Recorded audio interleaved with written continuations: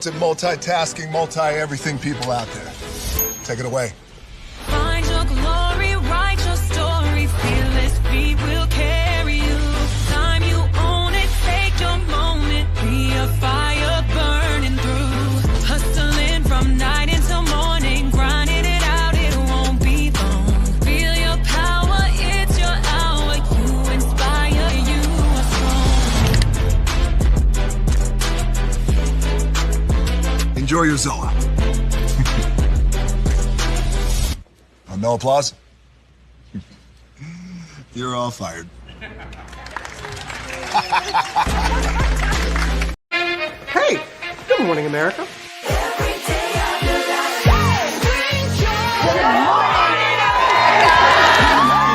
Good morning, America. Good morning, America. Good morning, America. Money. Are you ready? They are ready. Covering the biggest events in the country right now. There's a lot going on here this morning. It's always a good time. That's what the show's about. That's good. Really good. Very good. Coming in hot. Jimmy coming in hot. It's far from elementary. Oh. Good morning, America. I'm not going to try to strut like Michael or anything. I have known George a long, long time. Have you ever gotten him to dance? Look at that face. You don't just see it, you feel it. I'm in. I'm in. I'm in too. I'll be there. I am here and so happy. I'm in. I'm in too. I'm in. That tells you something when Snoop Dogg's in. Michael, George, Lara, Ginger.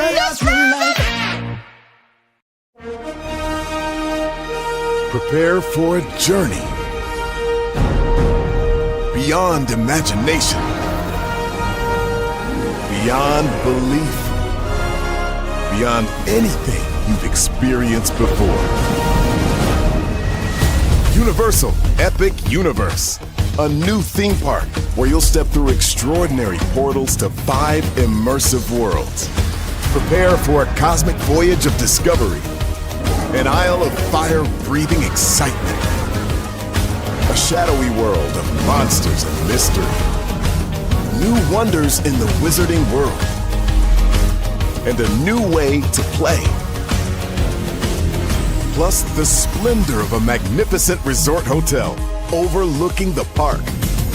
It's all new excitement at Universal Orlando Resort.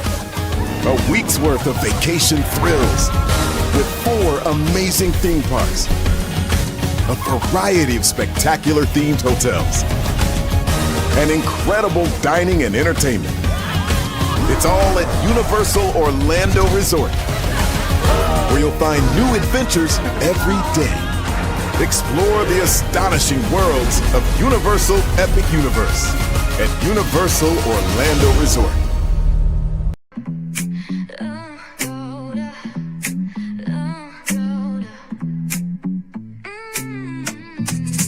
Lights go low, the city goes high. Stories untold under moonlit skies. Brave only, got the vibe, got the flow for the culture. Yeah, you already know. Turn it up, lean back, feel the breeze. Late night truths drifting through the trees. It's for the culture, by the culture. Brave only's got the soul to show ya. Breaking it down, lifting it higher. Feel the rhythm, spark the fire. Headlines flip with a soulful twist. Behind the scenes where the magic sits. It's the heartbeat of the now and the then, where the story starts and never ends. Tune in, lean and feel the groove. Every moment, a vibe you can't lose. It's for the culture, by the culture. Brave only's got the soul to show you. Breaking it down, lifting it higher. Feel the rhythm, spark the fire.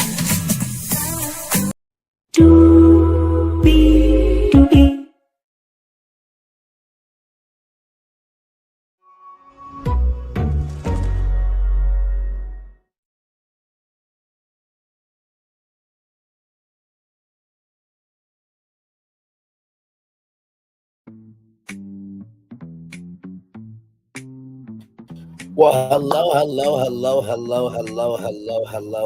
to you,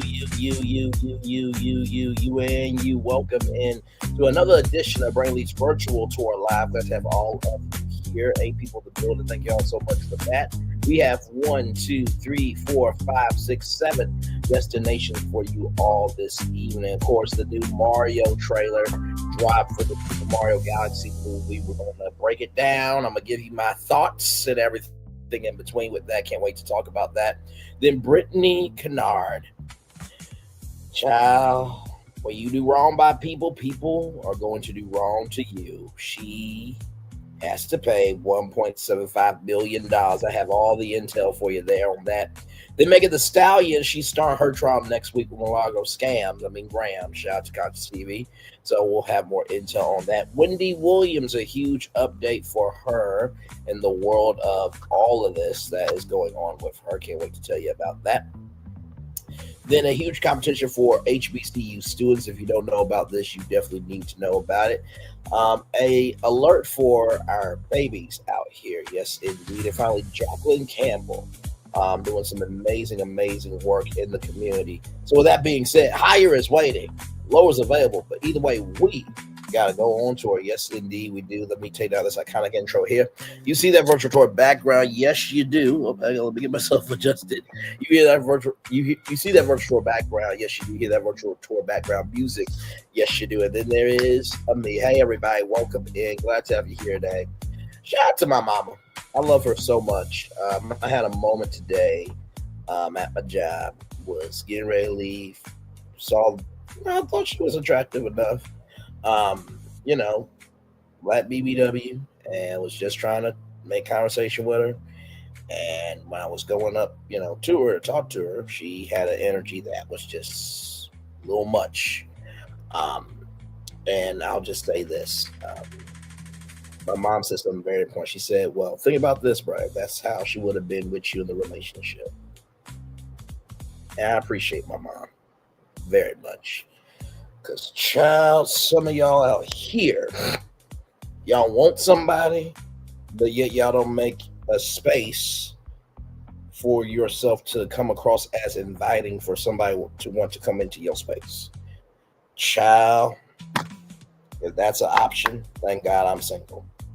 You know what I mean? So just wanted to get that off my chest. So anyway, let's get to our show because we do have some good news to talk about with Mario. So the trailer came out today, and so we're going to talk about that.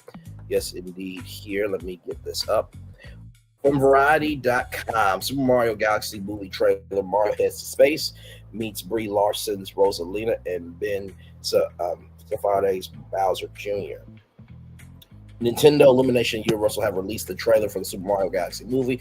The reveal came on Wednesday morning during a Nintendo Direct live stream. The trailer starts out with Mario and Luigi taunting the super small Bowser, who ate a mini mushroom at the end of the first movie and became the Plumber Brothers' punny prisoner. After Bowser paints a romantic portrait of himself and his beloved Peach and gets rejected by Mario, the real action begins. Mario and Peach sees dozens of shooting stars streak across the sky, then head to the stars with Luigi and Toad. Just like the Super Mario Galaxy game, they travel through different planets, including one made up entirely of water and a desert planet with upside-down pyramids from 2017 Super Mario Odyssey that Mario and Luigi zoom through on bikes. The heroes face off against Bowser's son, Bowser Jr., and also meet the fierce princess Rosalina. Rosalina is voiced by Brie Larson. Bowser Jr. is voiced by Benny Safdie. Now, I know Brie Larson, but I'm trying to figure out who is Benny Safdie. Oh, it's this guy here. Okay.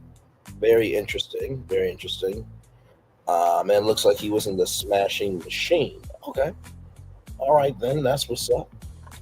So with that being said, let's get back to this here. Just like in the 2002 game Super Mario Sunshine, Bowser Jr. is armed with a magical paintbrush that he uses to coat himself in metal and launches as a flail. Meanwhile, Rosalina takes down a spire-like robot all by herself using her magic wand.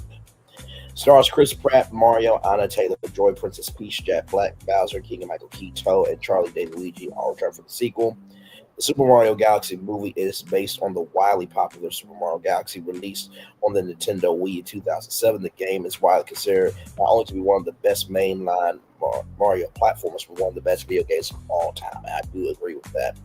While plot details for the movie remain thin, Super Mario Galaxy saw the titular plumber traversing the cosmos on a mission to collect enough power stars to allow his ship to travel to the center of the universe where the evil Bowser has imprisoned Princess Peach.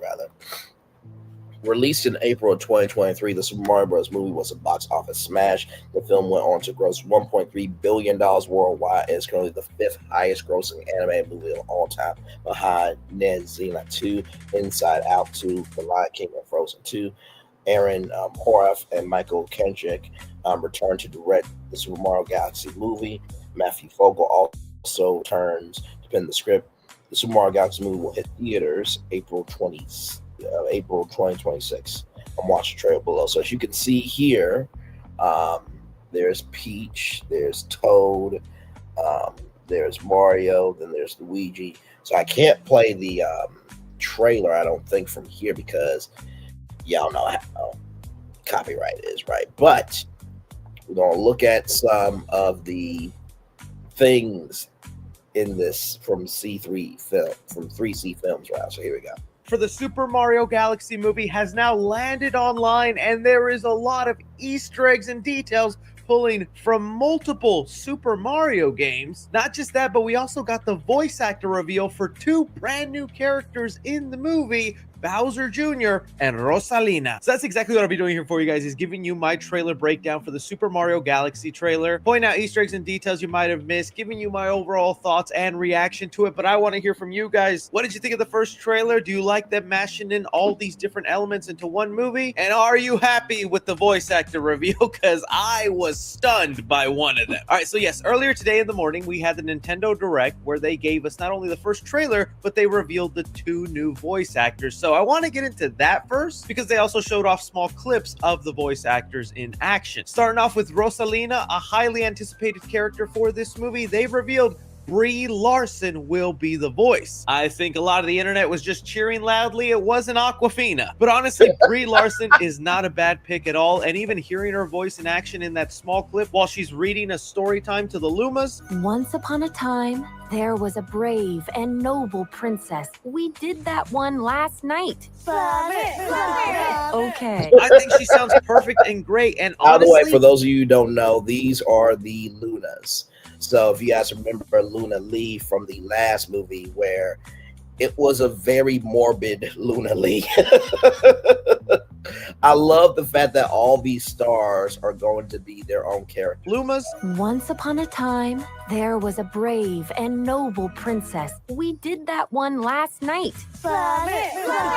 Okay. I think she sounds perfect and great. And honestly, she might be one of the only cast members in this movie that has actually played several Mario games, including Mario Galaxy. It's actually super well known that Brie Larson is a huge Nintendo fan. I threw my first boyfriend out of my house because I was trying to beat the final level in Super Mario Galaxy. Damn, Brie! Seriously. So honestly, pretty fitting role that I don't have a problem with. Now, moving on to the next person, because I really wanted to see who they were going to cast as Bowser Jr. And whenever they played the clip of the actor in action, I honestly thought, is it just Jack Black again? And they kind of pitched up his voice. And I got scared that was the case whenever Jack Black showed up on the direct to announce the voice actor. But oh, I was not ready for who it actually was.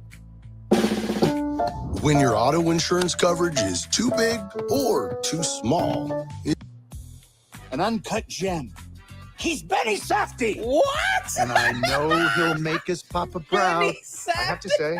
I am so... Benny Safdie is randomly the voice of Bowser Jr. Now, for my younglings out there who have no idea who Ben Safdie is, because I posted my reaction on TikTok, and all the comments are just them little 9-10-year-olds going, Who dat? Well, Benny Safdie is one half of the Safdie brothers. They both directed Adam Sandler in Uncut Gems, which is why Jack Black made an Uncut Gems reference in the direct. Most recently, he directed The Rock in A24's The Smashing Machine, and he also has a couple of acting credits to his name. He recently showed up in Happy Gilmore 2 with Adam Sandler. He was in Christopher Nolan's Oppenheimer, and now he's dipping his toes into voice acting. Also, The reason it this just guy made does me have a laugh little so bit hard of is because a little bit of a resume. Now, let me see something here real quick because I want to actually go to the direct and I want to watch the clips real quick.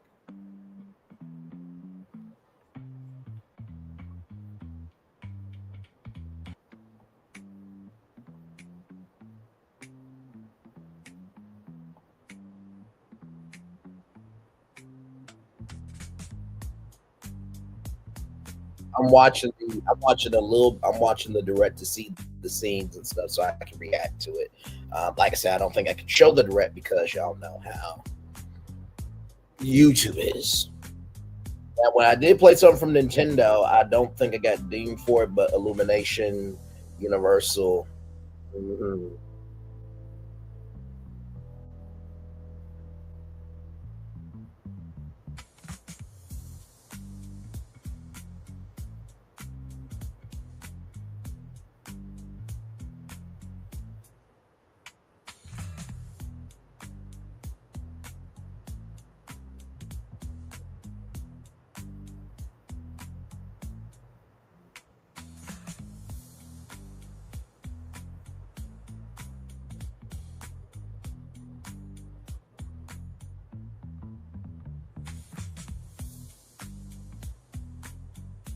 So for those of you who don't know what's going on, I'm going to actually tell you what's going on in the trailer.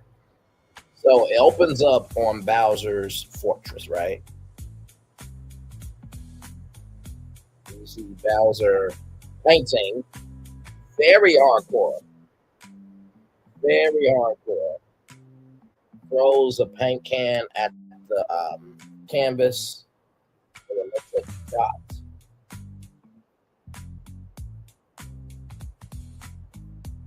And so it is a skeleton of Mario with a shot face. And apparently, Luigi was like, he wanted to see us. Now, for a very small home, because Bowser got shrunk, this is a very nice home.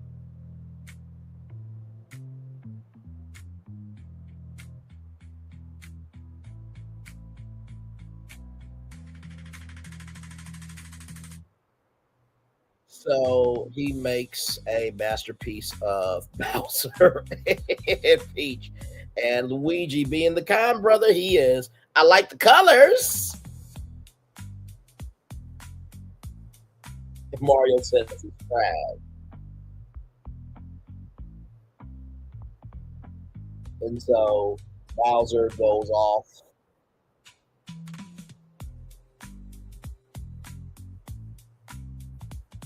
And says, working through his demons, he suppose.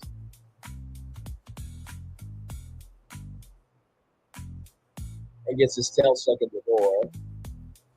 So the opening shots of Super Mario Galaxy, for those of you who don't know, there is a star festival where different stars are on the ground and Mario is running through this star festival. It's incredible. So that looks like it's the opening shot of the film. And they got these star portals.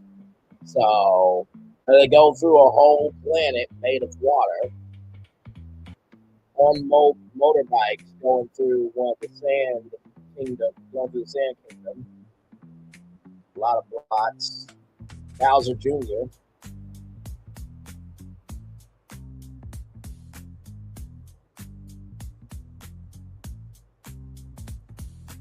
And so the paintbrush is a utility tool. And so he's able to utilize the paint Bowser Jr. to make a weapon. So when we see Rosalina,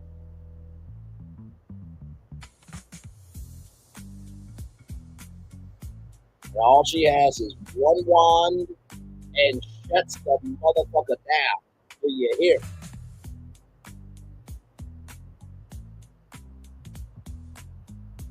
Yeah, I cannot wait till April of next year.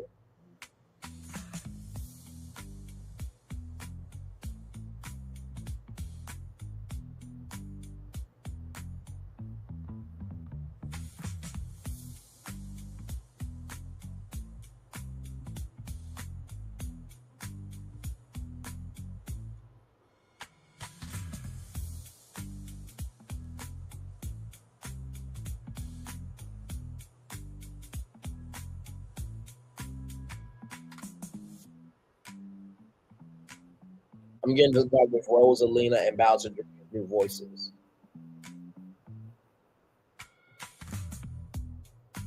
This is the Rosalina scene.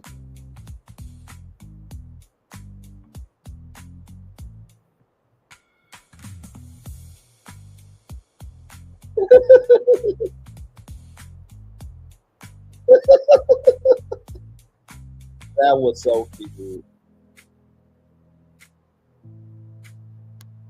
So, just to let you guys know, Rosalina is reading the Luna's bedtime story about Peach, and they want to hear about Mario and Luigi. So, looks very fluid and seamless in that scene.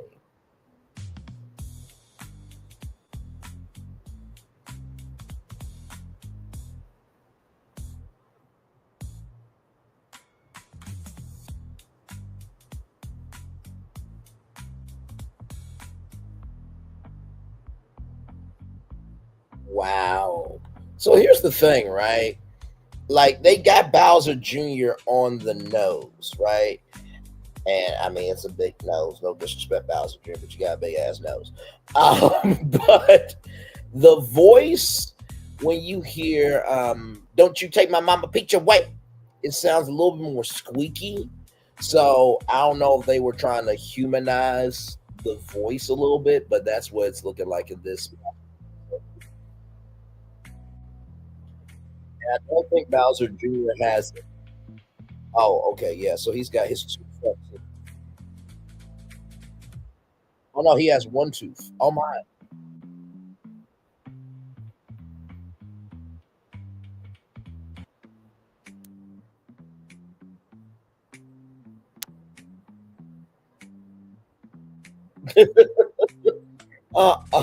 First of all, Jack Black is wearing a Day of the Dead t-shirt. And Jack Black said, if anybody's going to introduce Bowser Jr., it's going to be his papa. Of course. I feel the sentiment for sure.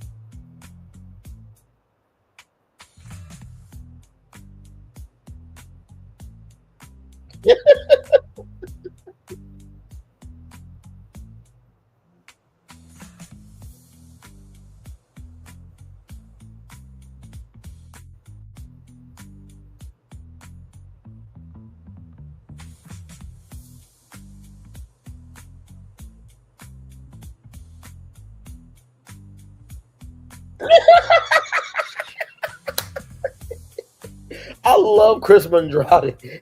Jack Black asked, do you mind if I throw it back to Miyamoto side? And Chris is like I can stop you. Like, it's Jack Black. Like, you let him be Jack Black.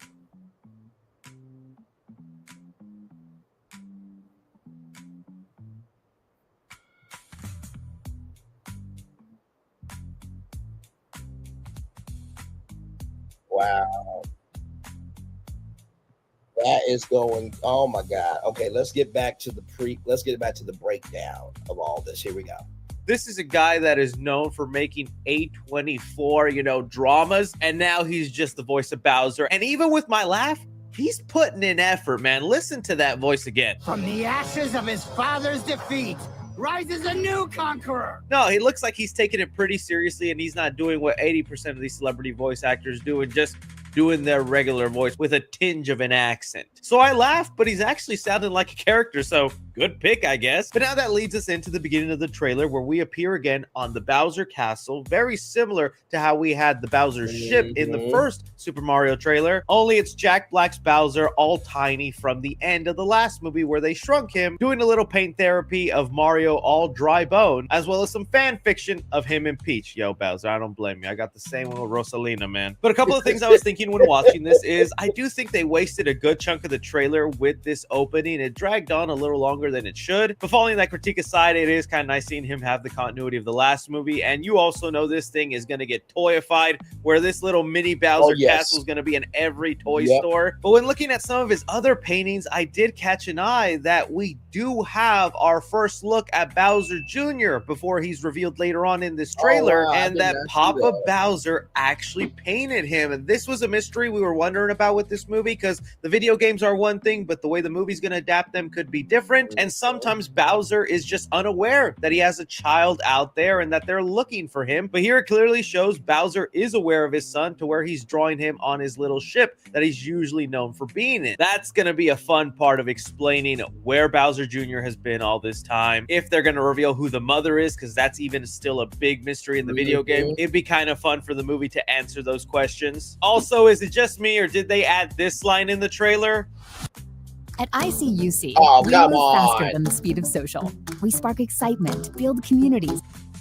It's trash. Just so it can become a meme and spread around everywhere. That's definitely a memeable meme. It's trash. Hello, Lion Cub. Welcome in and glad to have you here. I think this is your first time here. Welcome in. Glad to have you here. We're just talking about the Super Mario Galaxy movie, just breaking this down from 3C Films. Shout out to 3C Films, a great content creator, by the way. You see this getting overused a lot, and I feel like trailers do that kind of stuff on purpose now. That is cinema. From there, though, I feel like the trailer really kicks off and shows off so many visuals that just had my memories flooding. We have Mario and Peach looking up to the sky as all these Luma stars are pouring into the Mushroom Kingdom. This is also how the Mario Galaxy game begins, and they're most likely here to warn them of the impending doom of Bowser Jr. They then immediately cut to a star launch that is also from Mario Galaxy. I talked about this when the first teaser trailer dropped. I hope they somehow put those in the movie, because I remember having my Wii and then just shaking it and going, come on, let's go, Mario. Don't clip that out of context, weirdos. And yeah, the first movie...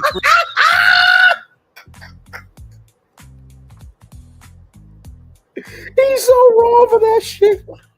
He's so wrong.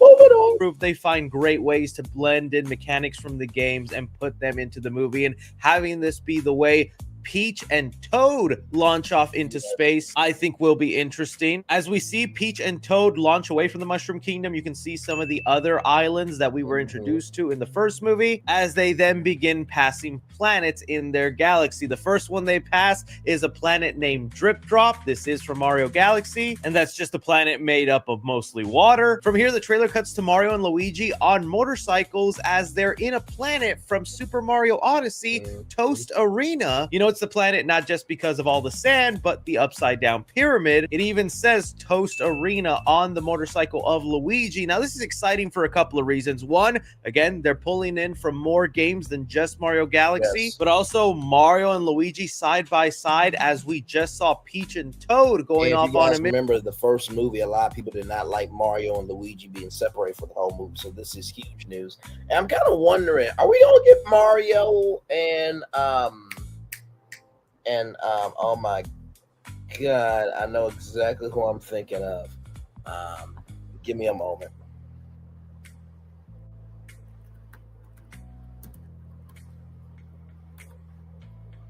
Pauline, are we gonna get Mario and Pauline? Because let me tell you something. For those of you who don't know, Super Mario Galaxy, there's something in the Mario universe where everybody's like, dump Peach and date Pauline, because Pauline threw him a whole festival for saving the city, while Peach only gives him a cake. So listen, that young lady that I tried to talk to, she's a Peach, okay? She ain't Pauline. So listen, that's neither here nor there, but let's roll on. So here we go. Mission. A lot of fans were disappointed in the first movie when Mario and Luigi were mainly separated for a good chunk of the whole film. Now it looks like this movie, it'll mainly be Mario and Luigi side by side doing their part of the mission, while Peach and Toad do another side of the mission. I honestly love that, and I think that's great because I do want to see these brothers interact and hang out. And this has also been something that's leaked online. Months and months ago, there was a leaked storyboard of Mario and Luigi wearing these cloaks in some sort of outside market. And now with this shot of the trailer, it looks like that was real. I don't know how all this stuff is leaking from Super Mario Galaxy, but I know Nintendo is hunting down and people are dying somewhere. We then cut to Peach on this cube-like planet that's filled with neon. That was a Yoshi egg that you can make as a cookie from Pillsbury. So, of course, you know, we heard that Yoshi could be a part of this somehow. We have heard that. And then, of course, on the Old Spice deodorant, it was Bowser Jr. and Yoshi as well. But yes. But I know Nintendo is hunting down and people are dying somewhere. We then cut to Peach on this cube-like planet that's filled with neon lights everywhere, and even the floor matches a casino level in Super Mario Sunshine, another Mario game they're pulling in from. Peach here is battling a bunch of ninjas, which are these villains that first showed up in Super Mario 2, but most recently also in Super Mario Wonder, which is another game that they're heavily pulling in from. We know that because once it finally becomes time for Bowser Jr. to be introduced in the trailer, we see him activate what feels like the Spider-Man symbiote, where they did use a Spider-Man sound effect from Spider-Verse, the Prowler theme.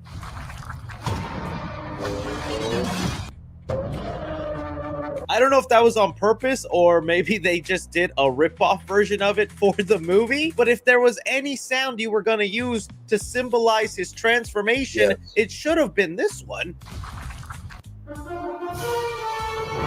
But here, Bowser Jr. is actually activating an ability from Super Mario Wonder, turning him into Wonder Bowser Jr. This is where he gets this purple-like chrome skin, has these green spikes on his back, and just looks kind of crazy. Again, it's just really awesome how in this movie they pull from so many different video games, whether decades old or just a couple years old. We do get to see his little spaceship that he's always riding in right behind him, so it will be something he'll be using in the movie. Even the paintbrush that Bowser Jr. is holding is a brush that appeared in Super Mario Sunshine. Bowser Jr. was using this brush to disguise himself as Shadow Mario, and now it looks like this brush might be the thing giving him his wonder powers. I don't know, kind of insane, but just as insane as some of these shots of Bowser Jr. about to fight off Mario and Luigi. That's gonna be awesome, because I'm even just loving the camera angles and the visuals of this fight being set up. Having the trailer end with one of the first bosses from the Mario Galaxy game, Mega Legs, appearing at Rosalina's crib, which, yo, bro, come on now. Drop the addy. Drop the addy. And then Rosalina quit. Sir, you're asking a 3D based character to drop her address. Sir. Oh my God. There's probably some video game character that I probably want to drop the addy as well, but that's neither here nor there. Let's roll on, okay? Quickly showing off why she's one of the most beloved characters in the Mario franchise. They made her OP. She is so powerful in this, moving like the Flash, using her wand and abilities all to destroy this thing. Rosalina is gonna be a beast. It's gonna be very interesting how much of her backstory or details they go in with this movie. I don't want to spoil too much in case you don't know, because I do think it's kind of a tragic story, but Rosalina as a child encountered a Luma star, and she promised the Luma star that she would help find its mother, only to just eventually become the mother of all Luma stars and live out her life in space. Now, there is more to the story there, but I'm going to leave it like that because I think it might hit more emotionally if they play it out into the movie. But I will find it kind of interesting if the film goes into Rosalina's backstory when we have barely tapped into Peach's backstory. And funny enough, the little voice clip where they revealed Brie Larson is the voice of Rosalina, you do have her about to tell the story of Peach before the Lumas are like, no, we want to hear the story about the plumber, aka Mario, and how he saved the Mushroom Kingdom. Another interesting detail that Rosalina is aware of all the stories and things that go on in the galaxy, so Rosalina is definitely keeping an eye out on the galaxy. All in all, man, I am extremely happy with this. I love it. It still so surprises me how many people just came out kind of not loving the Mario movie when this might be a jangly key moment, but dang, they got me, dude. It's reminding me so much of all the Mario games I love playing. I And love to the package first them into movie. an entertaining I story, think everybody that I'm having fun. overreacted Throw it off was to you just guys. What did you silly. think of the Mario Galaxy I really, trailer? really Any did. details and Easter eggs you caught that I might have missed? Don't forget to like, subscribe, follow me on Twitter at 3C Films or on TikTok at 3C Films. But as always, I'm Chris. Take care. Thank you, Chris. Much love to you, bro. Like I said, that will be coming out. Hey, Florian, good to see you, my friend. That will be coming out on April 3rd of 2026. And believe me, there will be a world premiere at Universal Orlando Resort with the after party being at Super Nintendo World. Mark my words on that, okay? They already are getting everything together. I'm sure of it. And Universal, if you need content creators, call me. I'm available for the premiere. All right, so moving on. So in case you guys did not know about this story here, this story's been going on for a while. So from the Shade Room, TikTok influencer Brenay Kennard must pay $1.75 million rather after ex-husband's wife wins affair. A North Carolina lawsuit is the talk of the internet this week after a scorned ex-wife came out on top. TikTok influencer Brenay Kennard has to pay $1.75 million to Akira Montague. Akira sued Kennard, accusing her of causing the end of her marriage to Timothy Montague. The court ruled in favor of the ex-wife on Monday, November 10th, according to the News and Observer. Let's see here. Why did the ex-wife Akira Montague sue? Akira filed her civil lawsuit in May of 2024 at the Durham County Superior Court seeking $3.5 million in damages. In paperwork, she claims that Brenay Kennard's affair with Timothy caused alienation of affection that ended her marriage. Montague also accused the TikToker of criminal conversation, which is reportedly a legal term for having sexual interactions with someone else's partner. North Carolina is one of the few states that accepts both as legal arguments. Only Akira says she suffered mental anguish, damage to her health, and a lack of a two-parent household for her children. Initially, Akira Montague accused Brenay Kennard of creating content that featured Timothy while he was still married to her. The lawsuit alleges Brenay flaunted her relationship online and attempted to justify the alleged affair on social media. Also, she said the posts were created and others shared, such as photos of her kids with Tim, without her knowledge or consent. Over time, Brenay Kennard built a large social media following her day in the life. I was about to say day today, but day in the life videos and other lifestyle vlogs. To this day, she boasts nearly 3 million followers on TikTok and 275,000 on Instagram. Timothy is allegedly her manager, but they have known each other over a decade. Yahoo News reports that Tim testified to Dame Brenay while they attended high school at the Word of God Christian Academy. Not the Word of God. How did God get this? Academy in 2014. Years later, in 2018, Montague proposed to Akira. In his testimony during the civil trial, he claimed that he did so with the cheapest ring without getting on one knee. Child, that's just tacky, wrong, and foul, honestly. Still, they followed through with the marriage. Meanwhile, Brenay got married to Devin Mayo, who also testified to the civil trial. In his testimony, he claimed that in December of 2023, he overheard Brenay and Tim talking about rekindling their relationship while she believed he was asleep. That same month, Brenay began staying at the Montagues at Tim's insistence. The following month, in January 2024, Akira began to suspect an affair after allegedly seeing a video with Tim and Brenay. Additionally, Mayo testified to overhearing Brenay and Tim having intimate relations multiple times in his home that same month. So basically, having sex inside their home with Akira's husband. Yeah. And then there's like a cousin thing as well that apparently Tim also dated Brenay's twin sister. It's a very incestuous thing going on here. It's a family affair. Fast forward to March of 2024, the Montagues allegedly separated. They reportedly divorced months later. In August, after his divorce from Akira, Timothy allegedly married the TikTok influencer. They are still married, per the News Observer. Judge orders TikTok influencer to pay up over affair.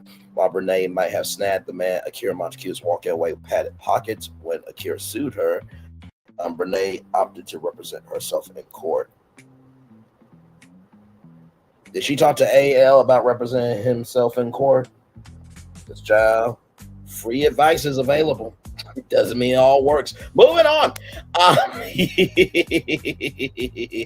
Timothy Montague reportedly testified that he was never in love with his ex-wife Akira, and they just moved, and that they moved just like roommates. He also said they had separated in 2021. Claimed Akira disputed by saying he came home every weekend from college and engaged in sex with her. She and her lawyer presented more than 700 pieces of evidence during the trial, per reporting from WRAL. She also had her mother and grandmother testify. In her closing statement on Monday, Brenay Kennard rejected that she was the reason Akira's marriage ended. Instead, she said their union had been falling apart for years. On Monday, North Carolina jury deliberated for a little less than 2 hours before finding Brenay Kennard liable, per the News and Observer. After a Superior Court judge ruled that Brenay Kennard must pay $1.5 million for alienation of affection and additional $250,000, $250,000 for criminal compensation. As mentioned, that is a total of $1.75 million. So here is that video here.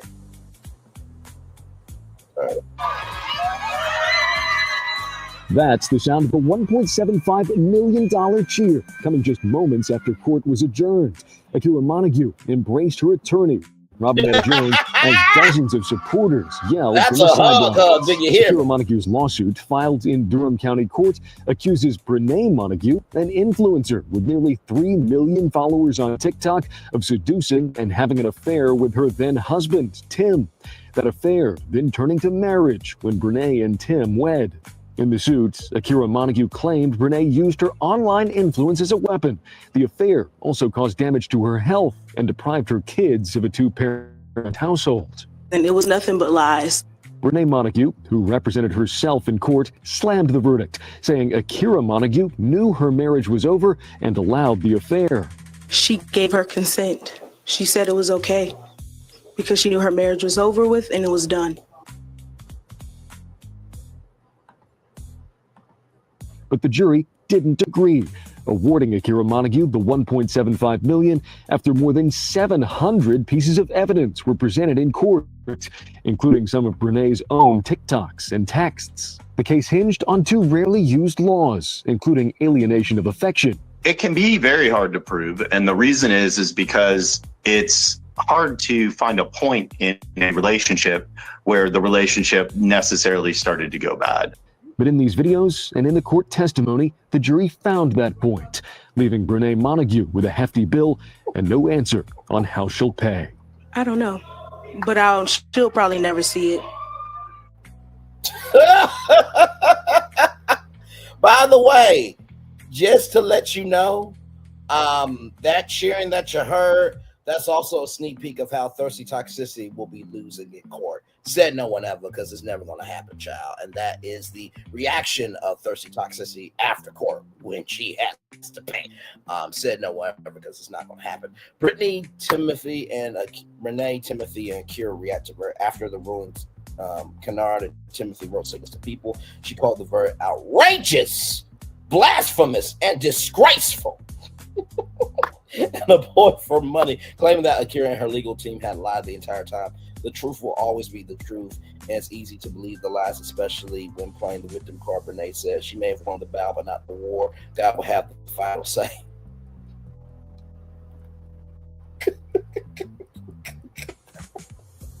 God will have the final say.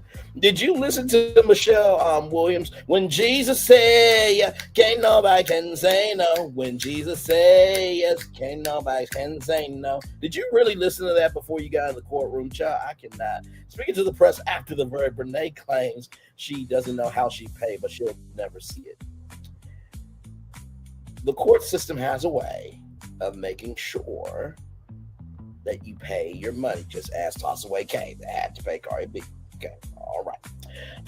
She said at some trial watchers had pointed out just last month, Brenay flexed her new car to her 2.9 million followers. Separately, her husband Timothy used the same description, outraged for the ruling. He also claimed that his ex-wife pulled the sympathy card. It's easy to make someone out to be the villain when you don't want to face the truth or take accountability. Tim wrote, the marriage was not full of genuine love. All parties involved know that. God will get the glory. My Lord Jesus. Meanwhile, Akira Montague is basketball for Win. Her lawyer, Roberta B. Jones, also spoke to people via a statement. Jones clarified that Akira's lawsuit is not about vengeance but accountability. The evidence presented in this case overwhelmingly support my client's stance that Brenay Kennard not only alienated the affections of Akira's husband, but also inflicted emotional injury on his children as well. The statement said, Akira, her family, and I would like to thank all those that support her on this journey. So let's watch this here on the IG. The Instagram. So here we go. Here we go.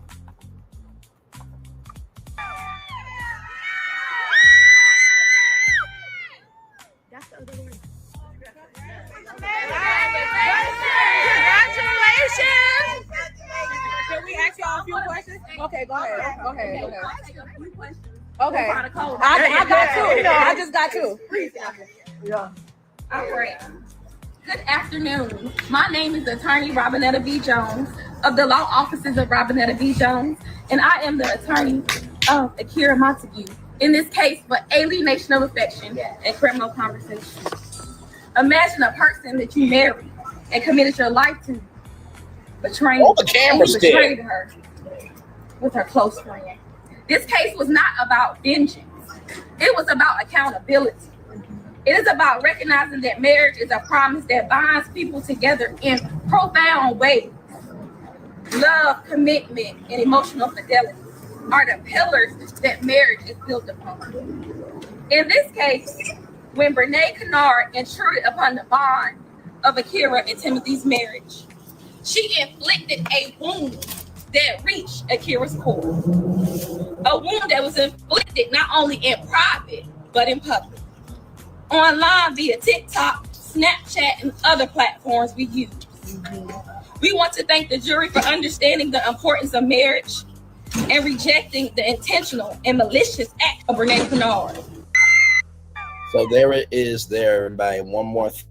Was arrested for cyber stalking ahead of the civil trial. Civil case aside, in September 2025, she was arrested and charged with cyber stalking in Durham County. Akira had filed a complaint against her for alleged repeated harassment, including threats and receiving unwanted messages. Kennard surrendered to police and later posted bail while Akira won her civil case this week. It remains unclear where her criminal case stands. And by the way, Devin Mayo has also filed a lawsuit against Tim. So if the wife went down, down goes the husband next, ladies and gentlemen. Here is that clip right here. Once again, shout out to the DD report right here. Everybody, here we go. That's the sound of a $1.75 million cheer coming just moments after court was adjourned. Akira Montague embraced her attorney, Robinetta Jones, as dozens of supporters yelled from the sidelines. She has received justice from losing her husband and the father of her children. Akira Montague's lawsuit, filed in Durham County Court, accuses Brenay Montague, an influencer with nearly 3 million followers on TikTok, of seducing and having an affair with her then husband, Tim. That affair then turning to marriage when Brenay and Tim wed. In the suit, Akira Montague claimed Brenay used her online influence as a weapon. The affair also caused damage to her health and deprived her kids of a two-parent household. And it was nothing but lies. Brenay Montague, who represented herself in court, slammed the verdict, saying Akira Montague knew her marriage was over and allowed the affair. She gave her consent. She said it was okay because she knew her marriage was over with and it was done. But the jury didn't agree, awarding Akira Montague the $1.75 million after more than 700 pieces of evidence were presented in court, including some of Brenay's own TikToks and texts. That says that my client was telling the truth. The case hinged on two rarely used laws, including alienation of affection. It can be very hard to prove, and the reason is because it's hard to find a point in a relationship where the relationship necessarily started to go bad. But in these videos and in the court testimony, the jury found that point, leaving Brenay Montague with a hefty bill and no answer on how she'll pay. I don't know, but she'll probably never see it.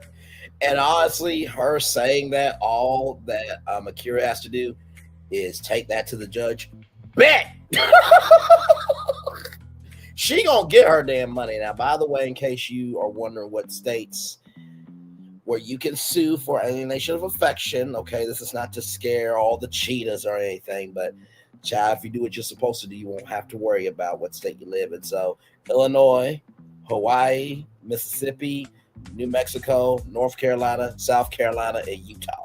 Okay, so if you live in any of those states,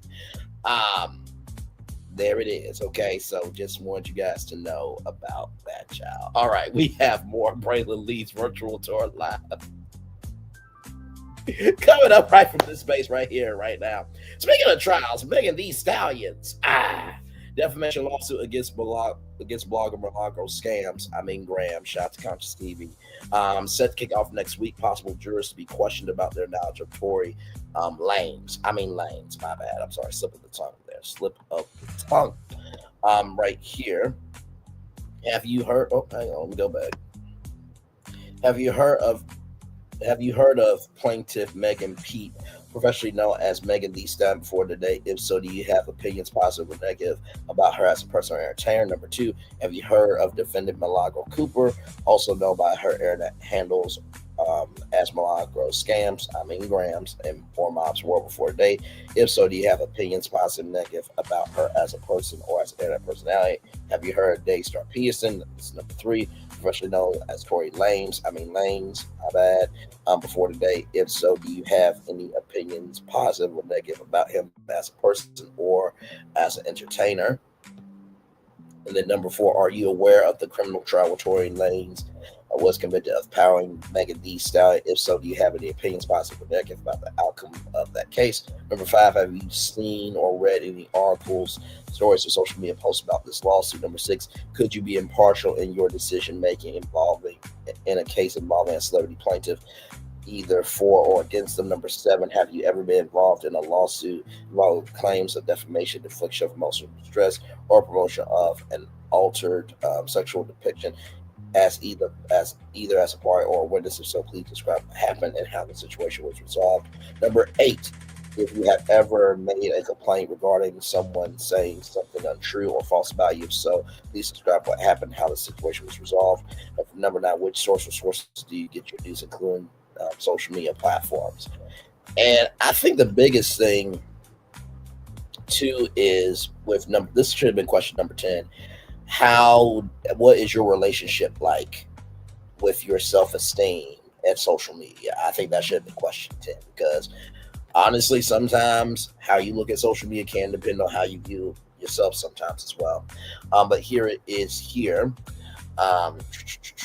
According to court documents obtained by journalist Brenay Kennard, jurors may be asked questions such as those questions that I read.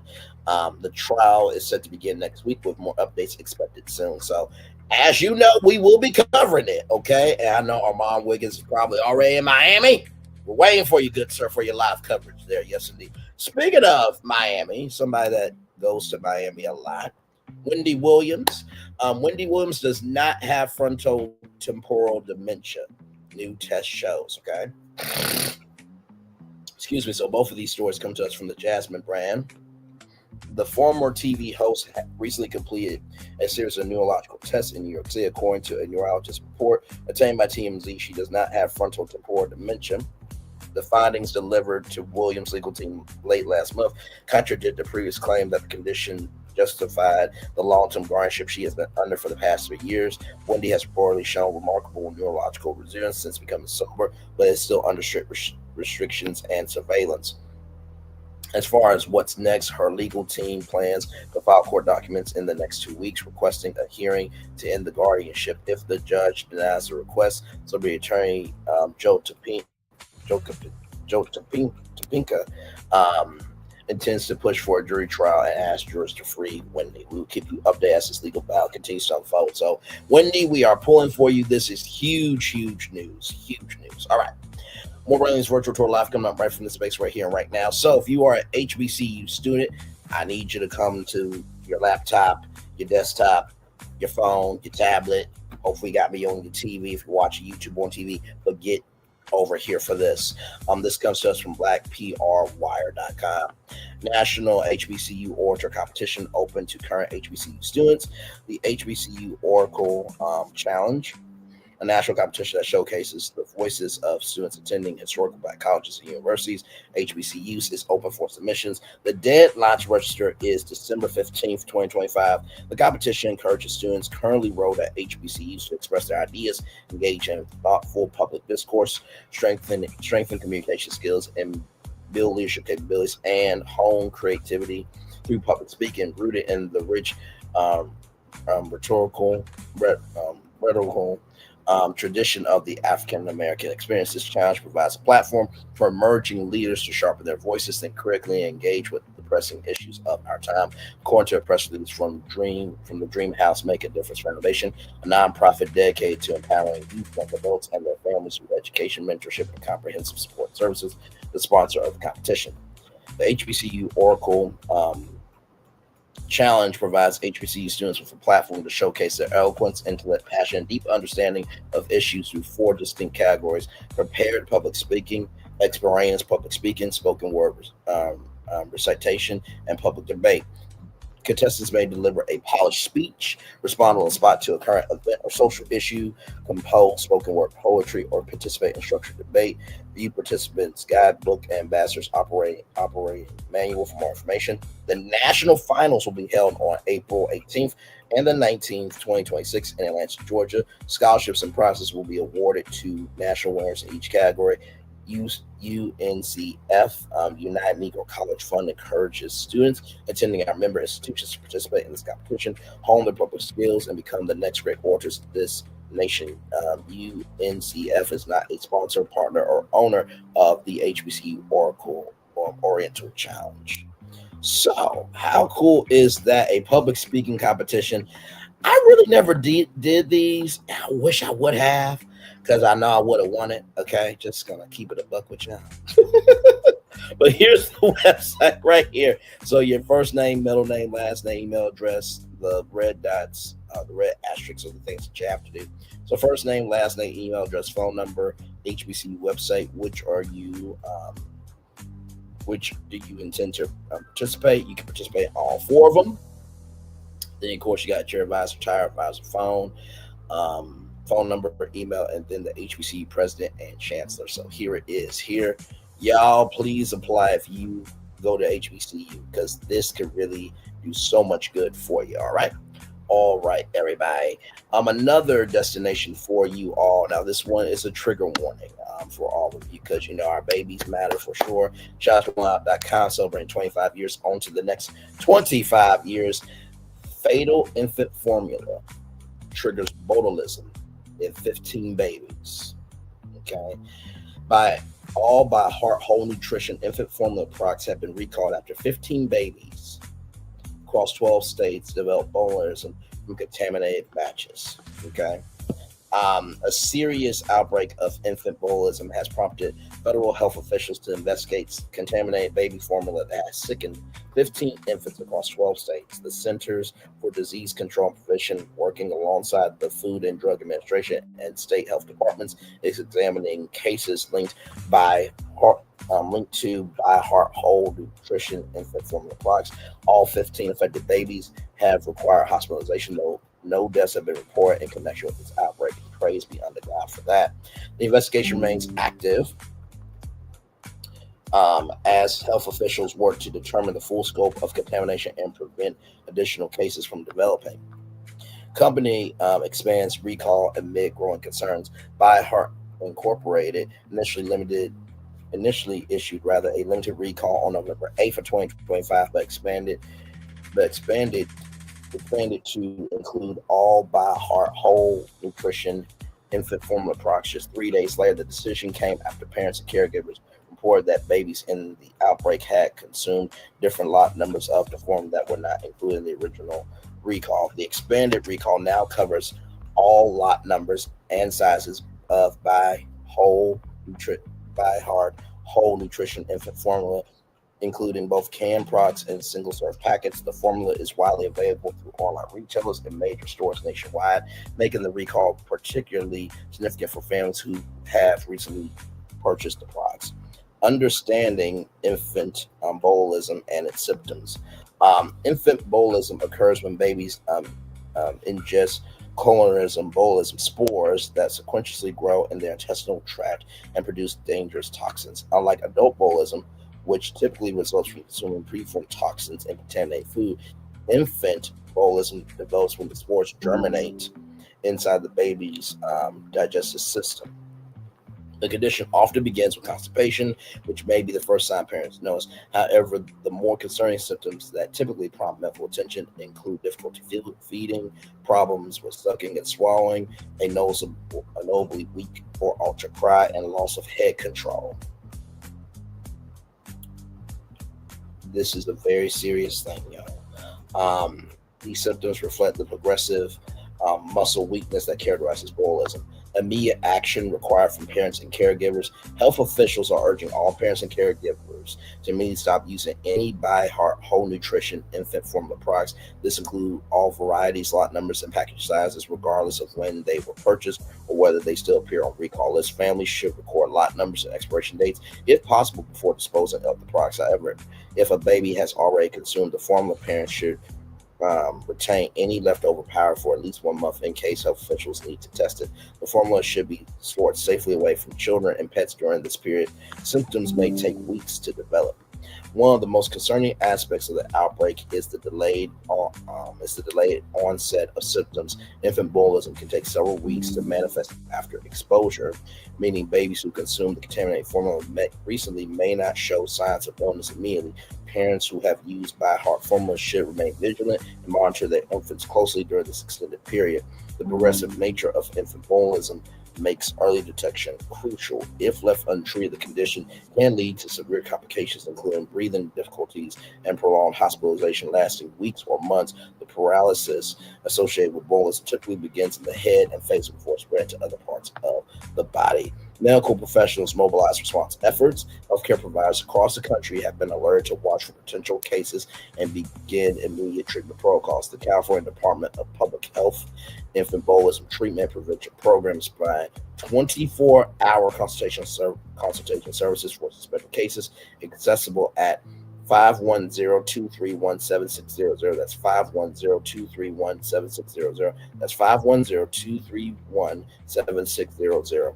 Medical professionals are being advised not to wait for laboratory confirmation before beginning treatment with Baby Big, the recommended therapy for infant botulism. Early detection can significantly improve outcomes and reduce duration of illness and hospitalization. Businesses and retailers respond to recall. Retailers and healthcare facilities are being instructed to immediately remove all by heart whole nutrition infant formula products from their shelves. Inventory businesses also must thoroughly clean and sanitize any surfaces or equipment that may have come in contact with the recalled products to prevent cross-contamination. Widespread availability of by heart formula through multiple retail channels means the recall affects numerous businesses across the country. Companies are working to identify and remove affected products while notifying customers who may have recently purchased the formula. Investigation continues as officials seek answers. Federal and state health officials continue investigating how the contamination occurred and whether additional products may be affected. The investigation involves testing formula samples, examining manufacturing processes, and tracking the distribution of contaminated batches to identify all potentially affected customers. This outbreak serves as a reminder of the critical importance of food safety in infant nutrition products, where even small amounts of contamination have serious health consequences for vulnerable populations. Story credit CDC. So that's just to let you guys know what is going on. And I think this is the botulism right here. So just to let you guys know of what is going on. So please, for the love of God, if you have any by heart whole nutrition infant formula, if you are a mother, or if you're a grandmother, or if you're a caretaker, or if you're a dad, please do what you need to do. Life is way too short. I had no idea that botulism even existed. I didn't even know what it was. But when I saw this, I'm like, okay, we have to report on this today. So, yes, indeed. All right, y'all. More Brantley's virtual tour live coming up right from this space right here and right now.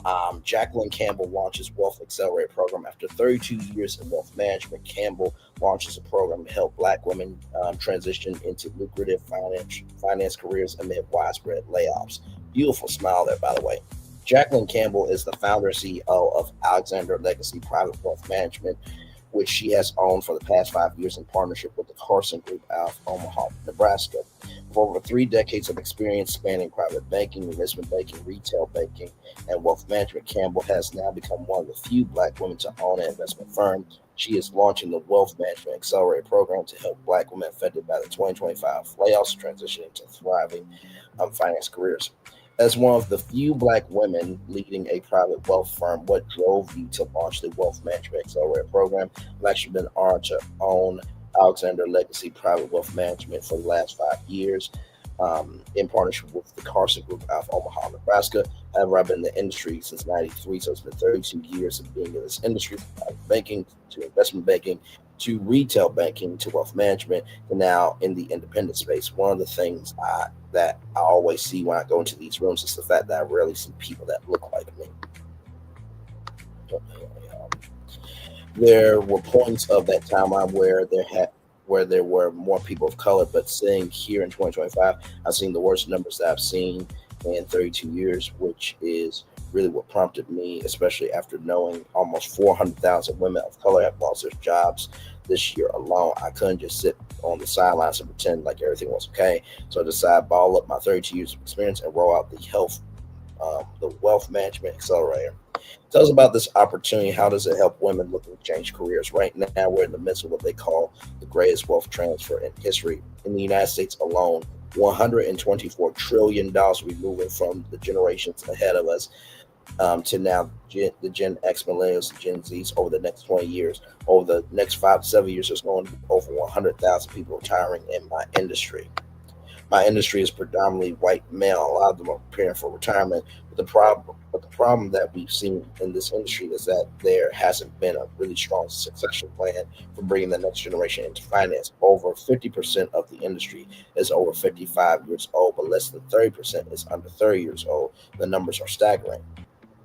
When we've all knows that all these Black women in particular were losing their jobs this year, almost 400,000 of them, it was like, what are we going to do if we don't have income? Black people contribute about $1.2 trillion in the United States to the economy, and Black woman is taking care of so many people. She's sometimes taking care of her parents, her siblings, her children, and she's pulled in multiple different directions. And that was really the passion and the desire. I feel like the calling that I had was like, I gotta take my 32 years. It's not just showing women financial literacy. It's about how you create 6, 7, in some cases 8-figure job opportunities. In some cases, if you venture into if you're in venture capital, rather, if you're in private equity, if you're in investment banking, those are very highly lucrative careers for brilliant people who understand even numbers. Or you can be on the other side where you're building out relationships and bringing clients to the table. There are so many different ways that you can be successful in financial services. It's just not enough Black people in the business, which is why I'm leveraging this opportunity to help upskill and reskill people in finance. You partnered with leadership expert Christy Rutherford to develop this program. Why was it important to address both technical skills and mindset transformation? It's one thing to just go and get a certification and now have that skill set, but it's another thing to be able to now go out there and apply it in a way that allows you to navigate, in some cases, the C-suite walls, the corporate suite walls, everybody. In some cases, you're navigating going to work with Fortune 100, Fortune 500 companies. There has to be a finesse and a swagness of really being a part of this industry. There's that bring your authentic self to work, but then there's also a level of finesse when it comes to being a part of the Wall Street community, being a part of financial services. So the other thing, excuse me, that's so key that Christy does is because a lot of the women are dealing with trauma. They potentially were let go of their job in the middle of nowhere, and they weren't really prepared. So maybe they didn't have a plan B. So they don't have that income coming in. We're watching stories right now, federal workers lining up in D.C. to go food banks because they missed one paycheck. That's scary. These are federal workers that were probably making 6 figures, but yet we're one paycheck away from the food bank, and that's where trauma and a lot of anger comes in. when you're preparing for a second act. Where I feel like Christy is really bringing her genius is really helping with that sort of pivot so that people can leave some of the traumatic baggage behind, because for you to really be successful in this business of money, making, and finance, you got to have a laser focus. This is not going to be for everybody, right? These are highly sensitive positions. When you're managing billions of dollars, this is not just for somebody who doesn't take it that seriously. These are for very mature professionals, people who really understand what it takes to get into these rooms, to have access to capital markets, to be able to do venture deals, private equity deals. That's where Christy and I, coming together with my years of experience and her background in women empowerment and her military experience, just having that level of discipline, all of that is necessary for us to create the type of army round we're going to create, the new workforce to go out and deploy to some of these Fortune 100, Fortune 500 companies. The program includes Series 65 license preparation, executive mindset development, and mentorship. Walk us through what participants actually experience in the accelerator. This is such a dream come true because I pulled from the best of the best and put together this 90-day package. Not only are you going to get Christy Rutherford and her genius, there's going to be that first sort of element, that first chapter of the accelerator is really that orientation, making sure we're laying the groundwork. You're going to be centered around people like Christy, a Coast Guard veteran, people like Dr. Anthony Chan, former chief economist for JP Morgan Chase, people like Valley Rainford, former leader of advancing black strategies for JP Morgan. I got people from Wells Fargo, Citigroup, some of the top leading financial services organizations in the world that all are going to be at some juncture a mentor or some type of resource for anybody coming in. You literally gain access to the Rolodex of Fortune 500 geniuses that have been doing this at least 20 plus years or greater. Then you're going to go through the Series 65 Accelerator. That's where we're going to really focus on preparing you for the exam. We're going to be teaching you skills and concepts and really the language of money, the language of wealth, and really help you break down some of those key terms at the tail end of the accelerator. That's when you're actually going to do your intensive with Kaplan. That's the educational program we have selected to help you study. That's the education program that we have selected to help produce the study materials for us to then be able to prepare you to sit for that exam. The goal is by the 90th day that you're saying a test date so that you go sit for that Series 65 exam. Upon completion and successful passing of that exam, you'll be put into a talent database. Excuse me, where everybody that I know in the industry will know about you and that you are now skilled, licensed, and qualified because you've been trained by the best of the best. You're ready to either partner with them and join their organization, or you can take that exam and go out and we can continue this by showing you how to be a consultant and run your own firm. My phone's still blowing up. I have the Oprahs of the industry calling me right now saying, what do you need? How can we support? That's the kind of love that people should expect coming into this program. We're going to surround you with the resources, surround you with the people that's going to keep you fired up, because environmental influence is truly important, especially for those of us that are going through this whole reset. What does success look like for the Wealth Management Accelerator? How will you measure the program's impact? The goal is that after the 90 days you sit for that exam, you pass that exam. That's key performance indicator number one, is to actually get people to pass that exam, taking that study time very seriously, showing up for courses, being 100% attendance. That's going to be key. We're going to be tracking those kinds of things to really see if you're serious about being a part of this industry. Once we pass the exam, the next measurement is getting that person potentially higher. Maybe they want to be the next employee at JP Morgan Chase inside of the private bank.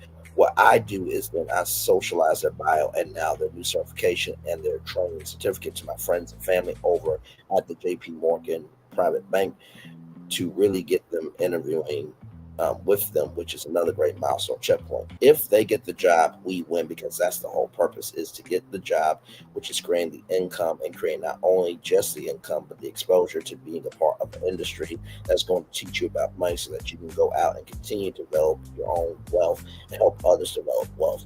I would say those are really the areas that we're going to be measuring success.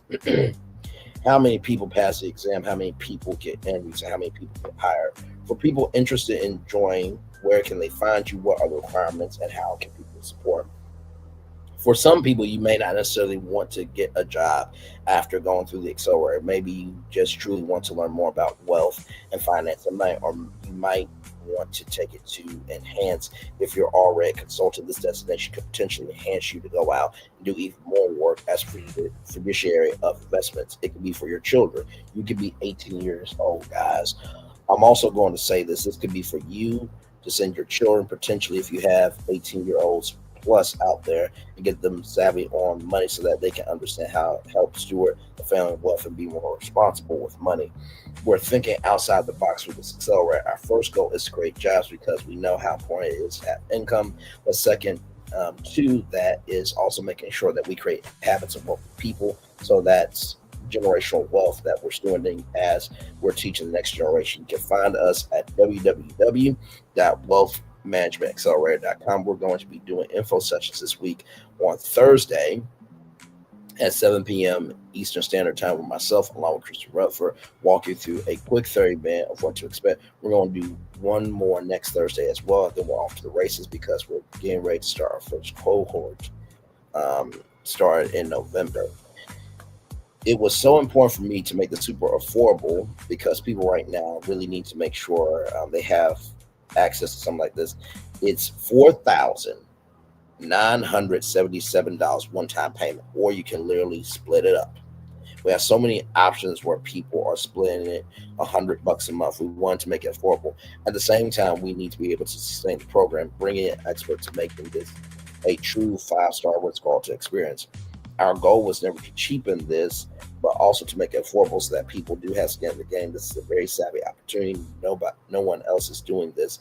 I'm very blessed to be one of the first people to actually think about our sisters and to actually put something in play that's not just about complaining about what's going on, but really being a part of the solution that's going to help them make some real money.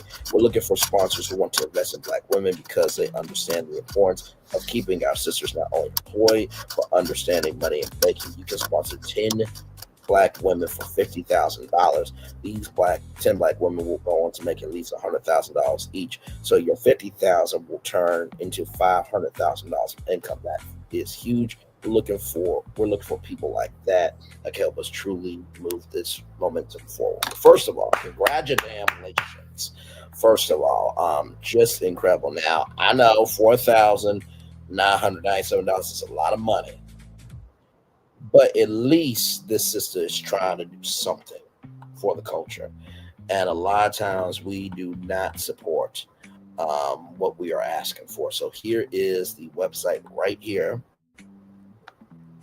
which is an amazing, amazing opportunity. Of course, I will drop the link in the chat as well. And so right here, after you get the Series 65 holder license, some of the roles will be qualified for wealth advisor, financial advisor, investment analyst, chief investment officer, senior product strategist. With a nationwide demand for qualified professionals, including over 100 remote positions, your career can be as flexible as it is fulfilling. So there you go there. Of course, that is the website. So I will put the website in the live chat here and make it do what it do. Hey, Roxy R, good to see you. I hope all is well. But yes, that is our show. Of course, as you guys know, Jimmy Kimmel as well. A lot going on with him. And I want to bring your attention to that right now. Jimmy Kimmel has taken the week off because if you don't know, Tuesday morning, Cleto Esposito III passed away at the age of 59 years old. So here it is from Riot.com. Jimmy Kimmel breaks down in tears honoring late band leader Cleto Esposito III. We are devastated by this. And so as you can see, very difficult right here for Jimmy, for sure. Jimmy Kimmel opened Tuesday's episode of Jimmy Kimmel Live for heartfelt tribute to his childhood friend and late night band leader Cleto Esposito III, who died Tuesday at 59. We've been on the air for almost 23 years. I've had to do some hard monologues along the way. Kimmel said, crying rather, but this one's the hardest because late last night, early this morning, we lost someone very special who was much too young to go. And I'd like to tell you about him if you don't mind. As Kimmel recalled his lifelong friendship with Espedo, photos of their childhood in Las Vegas appeared on screen. Espedo's father, who is in Kimball's band, and mother were in attendance Tuesday night. They were visibly moved by the tribute. There was a boy who lived on my block. He lived across the street and 2 houses over. He was a little over a year older than me. His name was Cleo, but we always called him Junior, Kimball explained. Eventually, we met, became friends, not just regular friends. We became 24/7. Mom, please let me sleep over, please, kind of friends. One summer, I slept over at the Espedo house 33 nights in a row. My mother used to make me get down on my knees in bed to sleep at his house in front of him. And I would gladly do it because we were never bored. We were always up to something.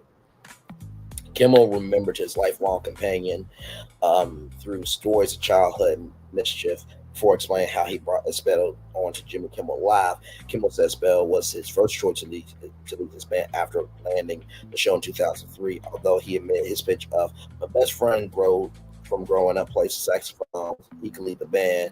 Didn't sound too good. Despite his reservation, Espedo and his dad nailed the audition. They played Pick Up the Pieces by the Average White Band. Kimmel remembered Lloyd saw it.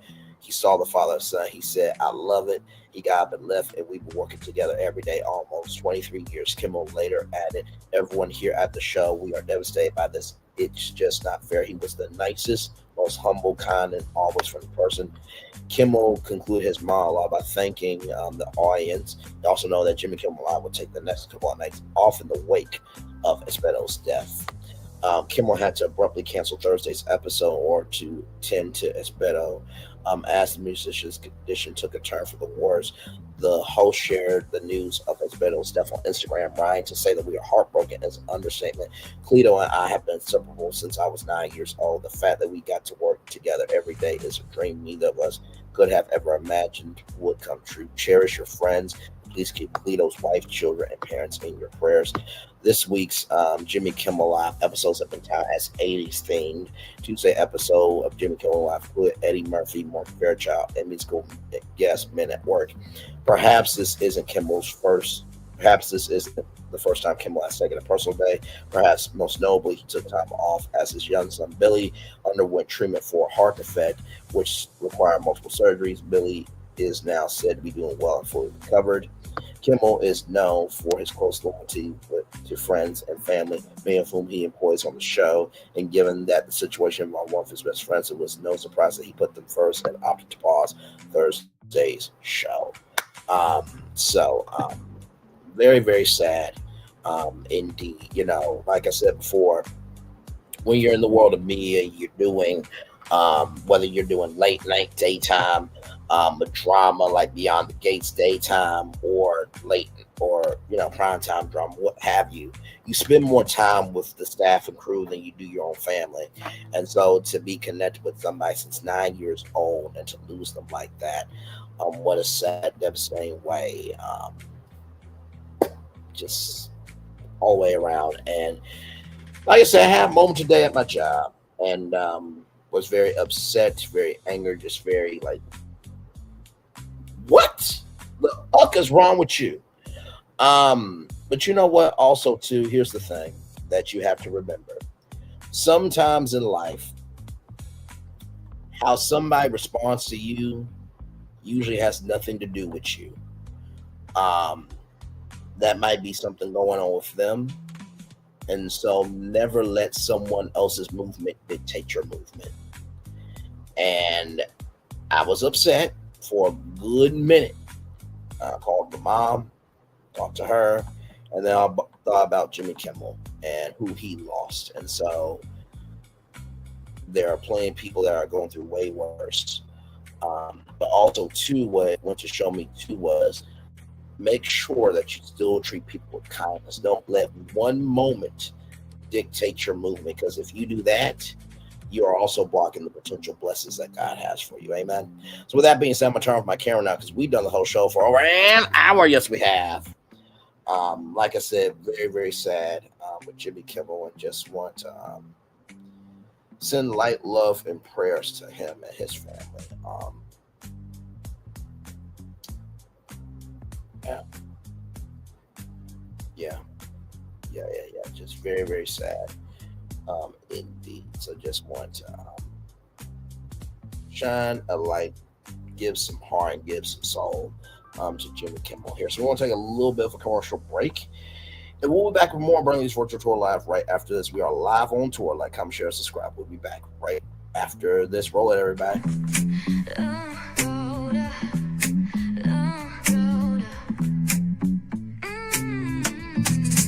Lights go low, the city goes high.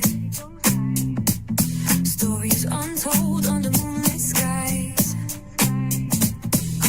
Pray lonely, got the vibe, got the flow for the culture. Yeah, you already know. Turn it up, lean back, feel the breeze. Late night truths drifting through the trees. It's for the culture, by the culture. Pray lonely's got the soul to show ya. Breaking it down, lifting it higher. Feel the rhythm, spark the fire. Headlines flip with a soulful twist. Behind the scenes where the magic sits. It's the heartbeat of the now and the then, where the story starts and never ends. Tune in, lean and feel the groove.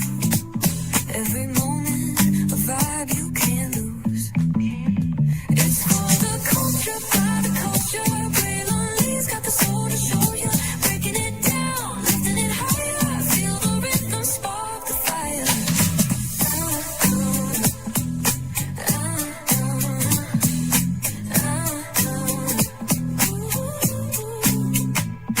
Hear the whispers in the city's hum. Echoes of stories where we're from. A beat, a step, a voice so clear. The pulse of us, it's all right here. We got soul, we got flavor.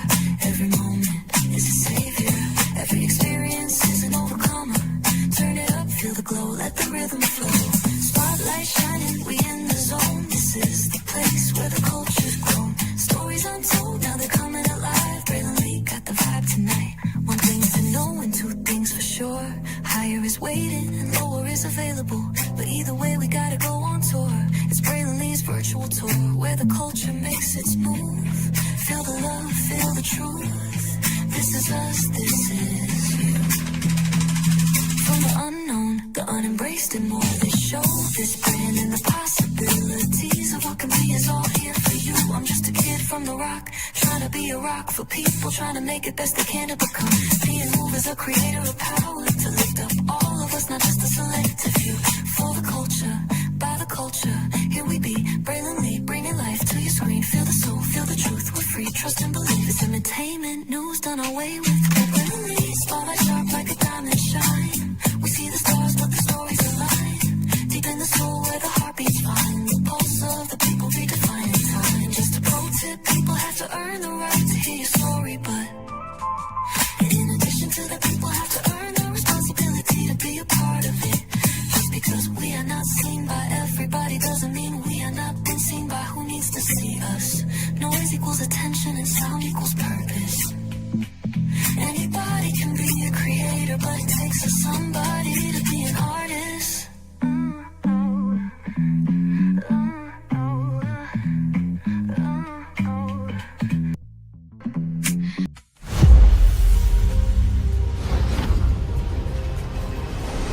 Beyond this gate, find gardens green and epic worlds to fill your dreams.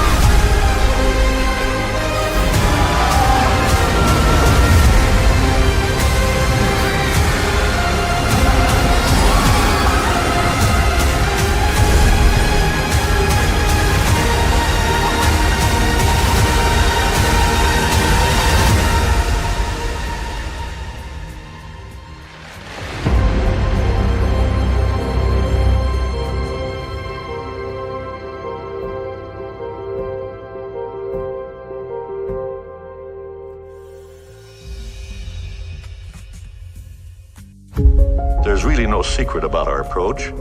We keep moving forward. With the hope that it will be a source of joy and inspiration to all the world. In Disney's 102-year history, there have been many defining moments and countless achievements. Today, we celebrate another thrilling moment, the creation of a spectacular new Disney theme park resort coming to Abu Dhabi.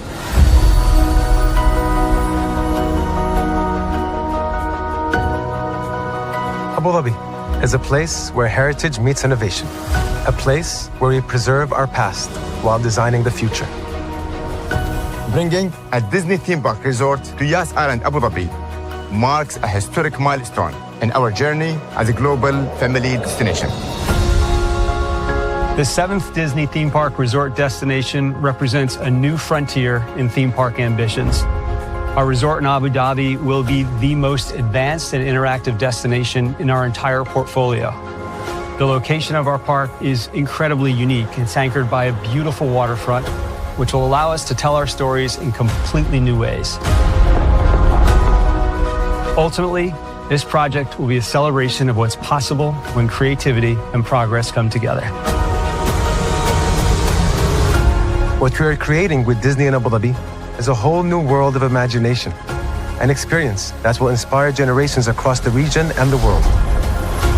This collaboration represents a powerful fusion of Disney's unmatched legacy in storytelling and Mirar's commitment to bringing world-class entertainment to our guests. Abu Dhabi's vision for the future is to create a legacy for generations to come. Disneyland Abu Dhabi will be authentically Disney and distinctly Emirati. An oasis of extraordinary Disney entertainment at this crossroads of the world. It will bring to life our timeless characters and stories in many new ways, becoming a source of joy and inspiration for the people of this vast region to enjoy for generations to come.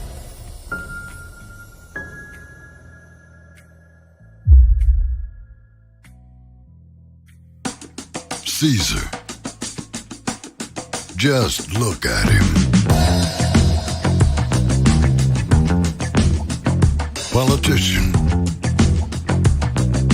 general, author, ruler, man.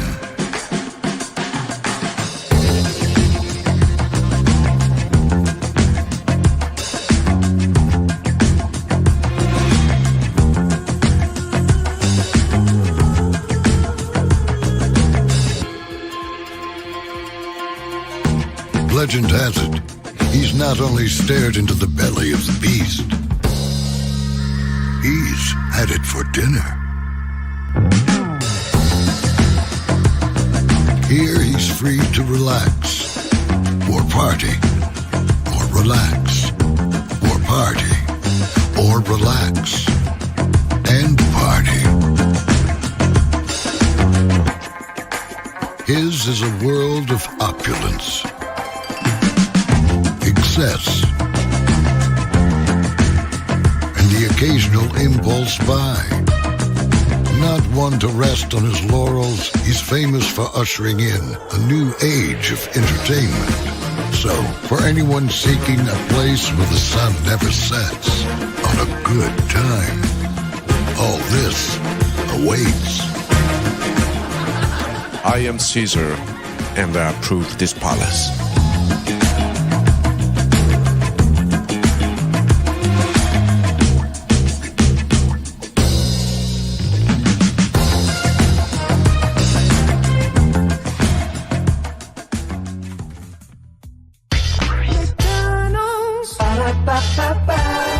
I'm loving it. I'm loving y'all right back. Welcome back into Brayley's virtual tour live. Y'all, that is it for me.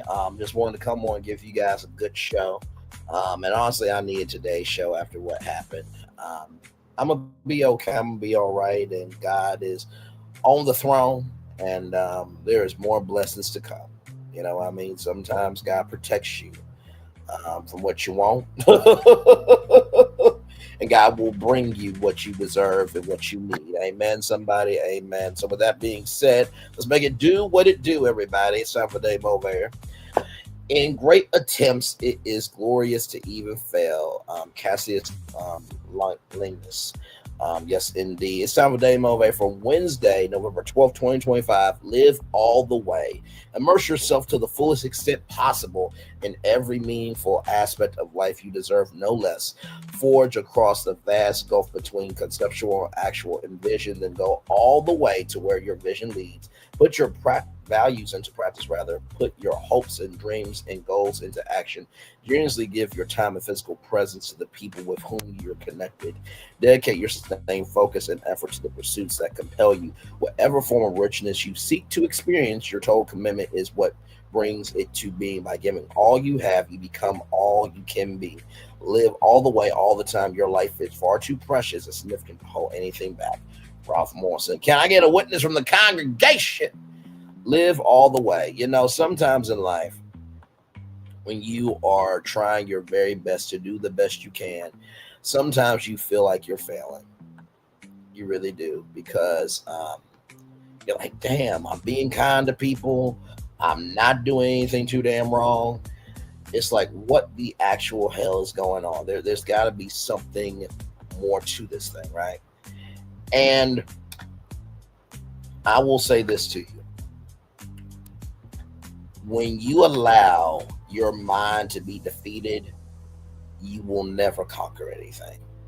When you allow your mind to be defeated, you will never conquer anything. When you allow your mind to be defeated, you will never conquer anything. So the first thing I will tell you, right, about live all the way is live all the way for all the joy. I know there's a lot of pain, strife, and turmoil, but if you live in that, that is all you will consume. That's the first thing I'll tell you. The second thing is generously give your time and physical presence to people who you are connected. Here's the thing. Not everybody deserves your time and your physical presence. Not everybody. It is okay to have standards and requirements where you can be in your peace and not be in pieces. And if that's not negotiable for somebody, they weren't supposed to be there in the first place. Right? That's the second thing I'll tell you. And then finally, the third thing I'll tell you is your life is far too precious and significant to hold anything back.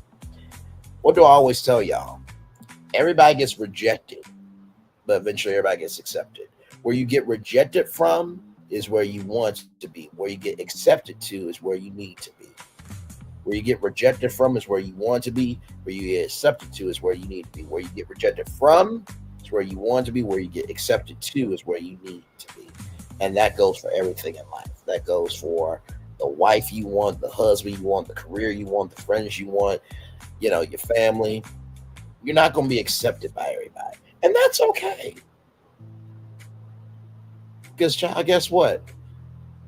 If everybody accepted everybody, my Lord Jesus, the more you accept everybody, the bigger chance you have to get hurt. People don't have their circle small because they are not open. They have their circle small to protect themselves. So with that being said, it's time for the best outro on YouTube. Know what you do and do what you know. Never say one more special, because you are always one of us, and trust you may not be where you want to be, but you'll be where you need to be. Do what you've been chosen to do. Wise one thing to call yourself is nothing to be chosen. One love, much love, all love. I have spent time with you. You have spent time with me. And hopefully by spending time together, we'll be great together. And always remember, we're doing radio, television, Clubhouse, living your best life, or just allowing yourself to know that at the beginning, middle, end of the day, life is, I put this because I've given so many metaphors before.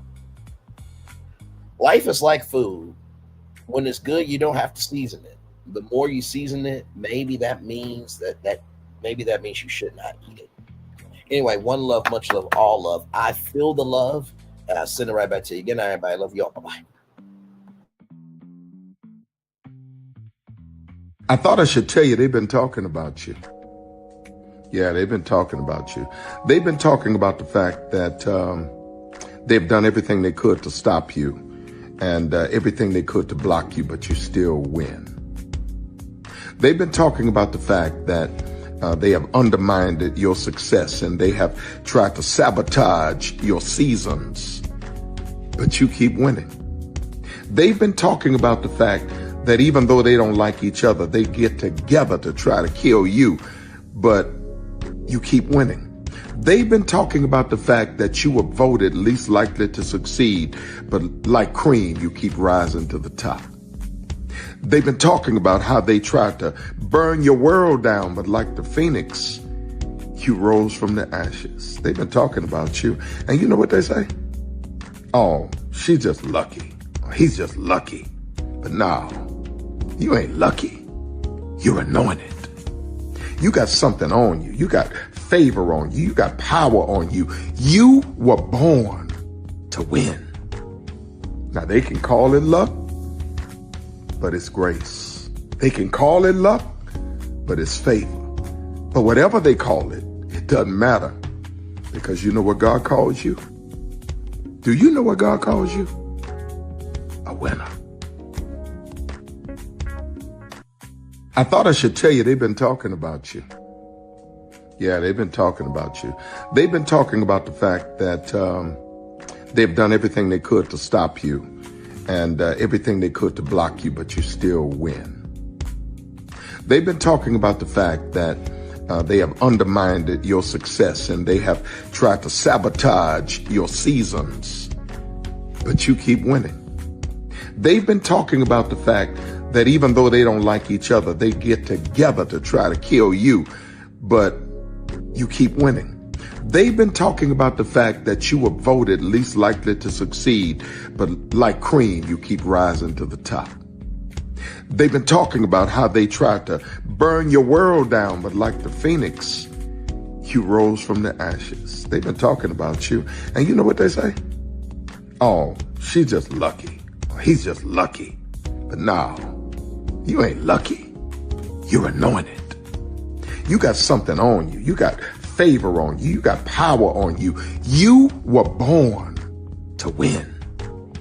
Now they can call it luck, but it's grace. They can call it luck, but it's favor.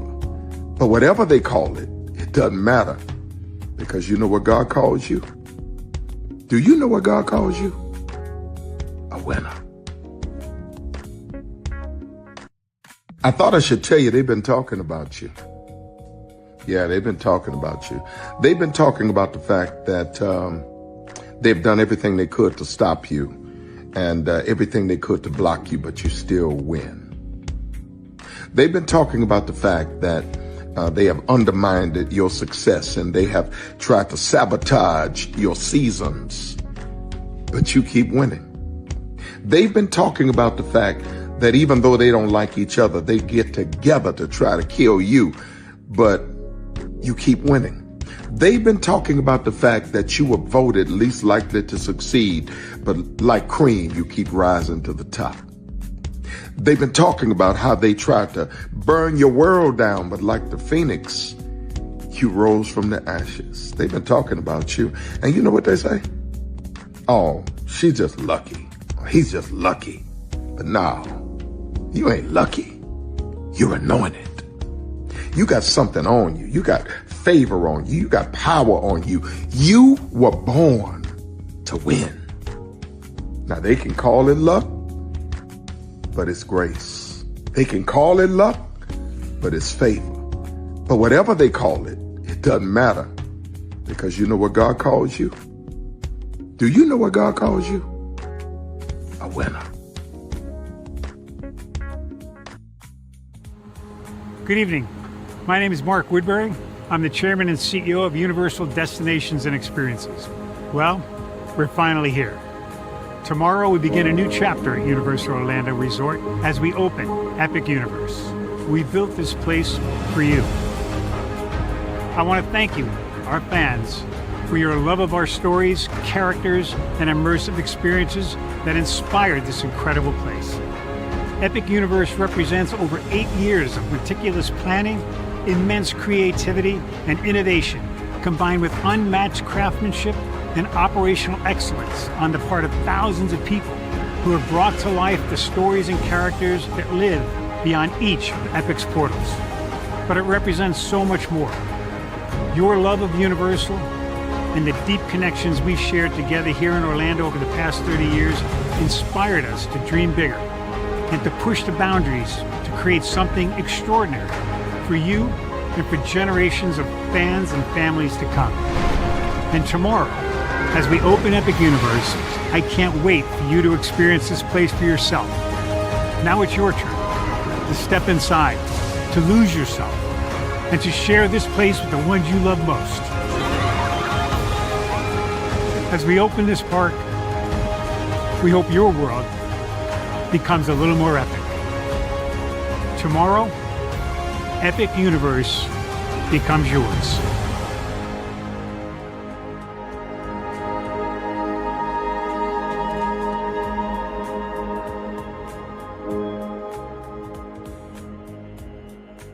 Are video games getting too expensive? This episode, we want to find some common ground because the CEOs want to raise the price even more.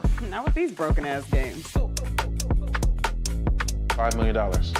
That's how much San Andreas costs to make. Is it their fault for selling or our fault for buying? Corporations claim all this stuff. Devs say otherwise. Sports gamers, cozy gamers, whatever you call the people who play Power Wash Simulator. I think it stings a little bit more because I'm spending my actual money and my mom is not. Imagine they get rid of all movie theaters and then charge you the same price to watch the same movie at home. That's like every streaming service. It doesn't have to be the longest of games, but am I having fun with it? This is Lex. I'm Ronell. Let's get right into it.